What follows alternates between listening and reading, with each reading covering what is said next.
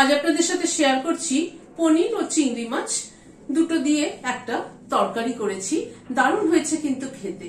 পনির ও চিংড়ির কম্বিনেশনটা এত ভালো হয়েছে, এটা কিন্তু ফ্রাইড রাইস, পোলাও, রুটি, ভাত সবকিছুর সাথেই ভীষণ ভালো যাবে। আর লাস্টে গন্ধরাজ লেবুর জেসটা দেওয়াতে ভীষণ সুন্দর একটা ফ্লেভার হয়েছে। চলুন তাহলে দেখতে থাকি ভিডিওটা। 200 গ্রাম পনিরকে ছোট ছোট কিউব করে কেটে নিয়েছি। অল্প একটু নুন দিয়ে দিলাম, অল্প একটু হলুদ দিয়ে দিলাম, সামান্য পরিমাণ একটু সাদা তেল দিচ্ছি। নুন, হলুদ আর সাদা তেল দিয়ে পনিরটাকে একটু মাখিয়ে নিচ্ছি।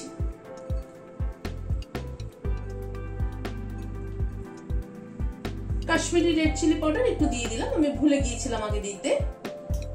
এটাকে একটু মাখিয়ে নিলাম।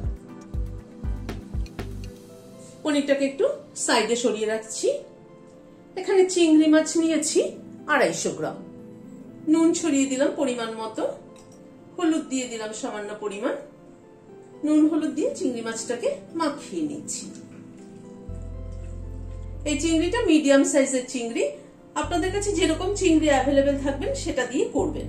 যদি এর থেকে ছোট থাকে তাই দিয়ে করবেন, যদি বড় পান তাহলে বড় দিয়েও করতে পারেন। আমি আজকে এটা অ্যাভেলেবেল পেয়েছি, এই জন্য এটা দিয়ে করছি। কড়াইতে সাদা তেল দিচ্ছি।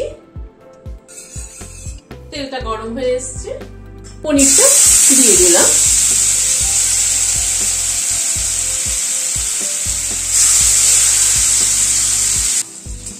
একটা দিন একটু হওয়ার পরে নাড়াচাড়া করে দিচ্ছি।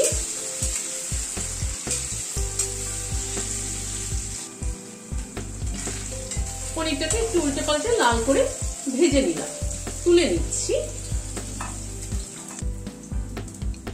ওই তেলে চিংড়ি মাছটাও ভেজে নিচ্ছি।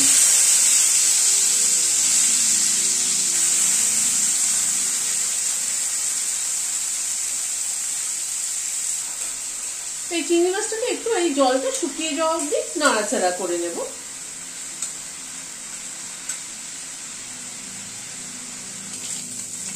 চিংড়ি মাছের জলটা শুকিয়ে এসছে, তুলে নিচ্ছি।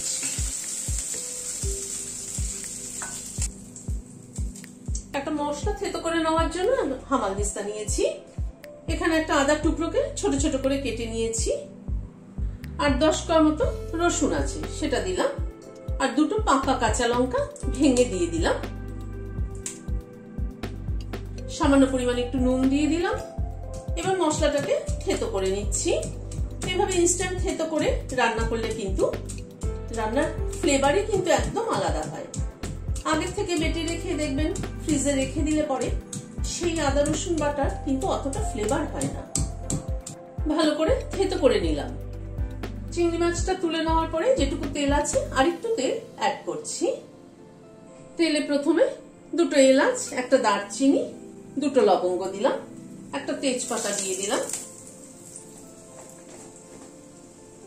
অল্প একটু সাদা জিরে দিলাম।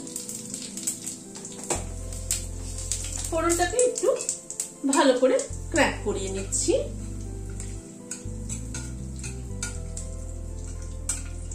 একটা আলু ডুমো ডুমো করে কেটে হালকা একটু বয়েল করে নিয়েছি, সেটা দিয়ে দিলাম। আলুটাকে একটু ভেজে নিচ্ছি।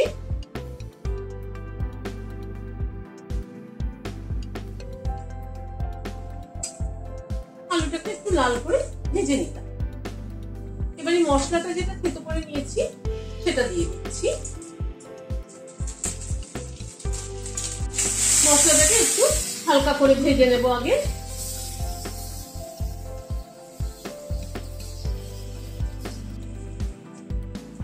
এখানে একটা পেঁয়াজ সেদ্ধ করে নিয়েছি, সেটা দিয়ে দিলাম। আদা রসুন লঙ্কাটাকে এই মিনিট খানেক একটু নাড়াচাড়া করে নিলাম, নিয়ে তারপরে পেঁয়াজটা দিয়ে দিলাম।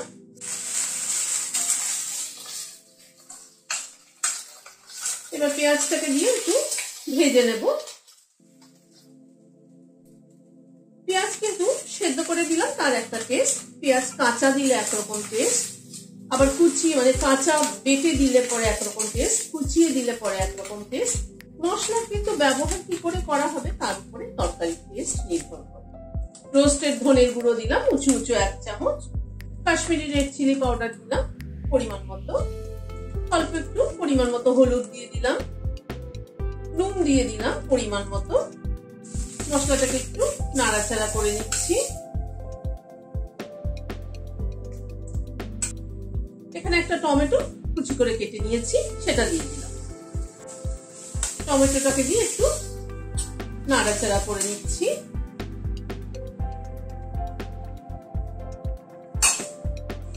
গ্যাসের ফ্লেমটাকে মিডিয়ামে রেখে মশলাটাকে ধীরে ধীরে কষিয়ে নিচ্ছি। টমেটোটাকে একটু ভেঙে ভেঙে দিচ্ছি। মশলাটা আর একটু কষানো হবে। মশলা যত ভালো করে কষানো হবে তরকারির টেস্ট কিন্তু তত ভালো হবে। মিনিট 3-4 সময় ধরে মশলাটাকে কষিয়ে নিলাম, গ্যাসের ফ্লেমটাকে কম রেখে। এবার পনির আর চিংড়িটাও দিয়ে দিলাম। পনির আর চিংড়িটাকে দিয়ে আবার মশলার সাথে একটুখানি নাড়াচাড়া করে নিচ্ছি।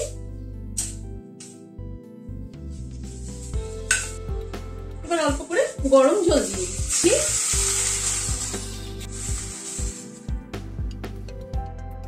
এখানে নারকেলের দুধ, একটা ছোট নারকেলের হাফ মালা, সেটাতে একটা ফ্রেশ নারকেলের দুধ আমি করে নিয়েছি মিক্সিতে চালিয়ে। বাজারে যে টেট্রা প্যাকে পাওয়া যায় সেগুলো কিন্তু ব্যবহার করা যেতে পারে। জলের পরিমাণটা অল্প দিলাম এই কারণে যে নারকেলের দুধটা ঝোলটা কভার করবে অনেকটা, সেজন্য জলের পরিমাণটা কম। মিনিট 2 মতো ঝোলটা ফুটলো। হাফ চামচ চিনি দিয়ে দিলাম।